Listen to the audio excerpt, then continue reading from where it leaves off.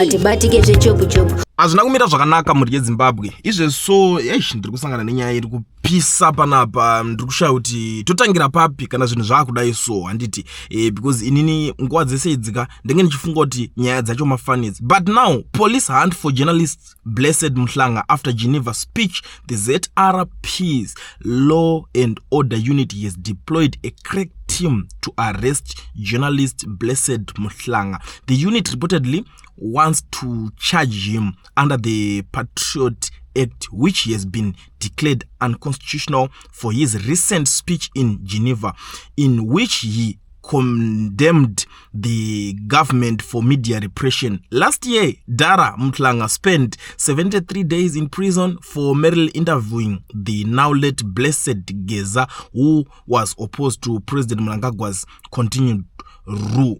His lawyers, Douglas Cottard and Chris Mike, submitted a medical report indicating that Mhlanga is currently outside the country in South Africa seeking medical treatment. Saka kura kuti Mhlanga tinaye kunoku aritori pakumborapwa according kune zvinhu zviri kubva kune malawyers ake kuti akamboinonzvaga medical report. Vakomana zvinosiririsa izvi ende zvinotyisa futi.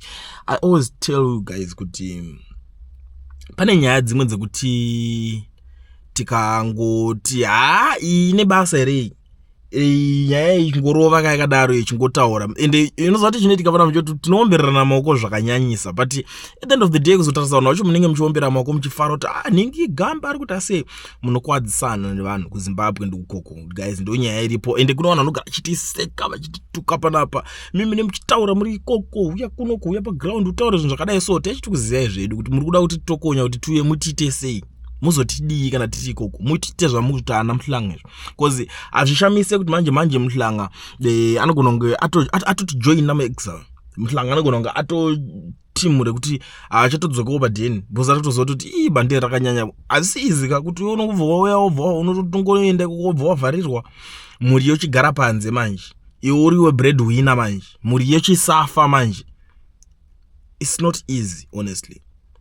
Ameno handizozive zvangu kuti pane even zvaakataura zvacho zvezviya, because ndakaona hangu nyaya yacho yakutanga kukondemwa ndikatoti ZANU yatanga kutorongera kusunga mukomana, because vakomana veZANU PF vazhinji ndo vaingokondema zvaanga ataura izvozvi chete. Ina ndombona munhu mugovernment ikamwa achidingine timu ritori remusangano ndoratanga tokondema kuti Mhlanga anopenga achitaurire chiizvozvozvo, zvinoda kutaurwa pane vanhu here izvozvizvi, inyaya dzekutaura pane vanhu here izvozvizi, kuda kuonererwa nemaziso evanhu. Asi ndo pazvasvika izvezvo mhuri yeZimbabwe. Saka inini so ndiri kutonzwawo tsitsi because ndoziva chokwadi, ndoziva vanhu vacho zvavari, havasi vanhu vekuti vadongokusiya kaiwo utonzi ningi tambomutora mbvawo ningina wakadai so. Vazhinji vakambotorwa nechikwata ichocho vanokuudza kuti timu iri kairi vamwe vanodzoka vachiti takamina takaiswa zvatisinganzwisise mumabhonzo medu umu, vamwe vati takaiswa iri acid chaiyo, ma-unknown substance, dzimwe nguva vanogona kuisa kana mvura chaiyo zvokuti unozozvikuwadza hakuchi nepfungwa chete. Pfungwa dzako ndodzine dzakungogaisana dzakufunga kuti saka zvichafamba sei panapa chichi chenyoyotika. Saka inyaya dziri kupisa idzodzi, nyaya dzirimo mudariro, zvinhu zviri kuitika izvi vedweka.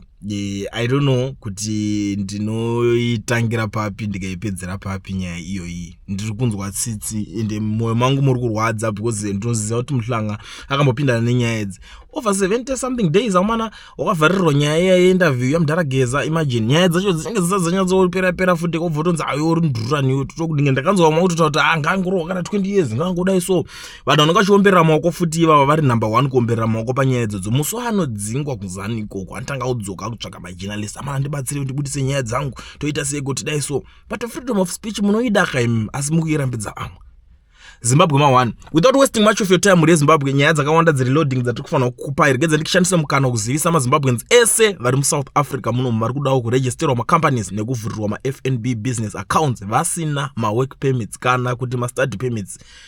Pane company inonzi Education Research iyo inotungamirirwa nana Mukoma Owen. Idzi ndidzo shasha manje vanokwanisa kukurejistera company iwewe vokuvhurira FNB business account yacho iyoyo usina work permit iwo ungori nepassport yako chete iyoyo. Chero kana uri kunze kweSouth Africa uko uchida company South Africa muno, kana uri kubva uchimhanya uri kutiza hondo kure uko, kana kuti uri kubva uchitiza kuZimbabwe ikoko uchida kusvika uchingovhura company muno handiti une passport zvinotoita chete. Bata Education Research, namba ndidzo dziri kushowa pa screen pa flyer apo. Taura navo ungoti ndanzwa na client kuti ndimi shasha kamunogona basa racho, ndimi munogona kutivhurira. Advantage iripo aumbonide kutravela kuenda kunotsvaga kune ma offices avo kuti uzobatsirwa. Vanokuitira vari kwavari ikoko, iwe uri kwauri ikoko. Saka uri kumirirei? Gara wa register company uwane FNB business account yacho futi ipapo.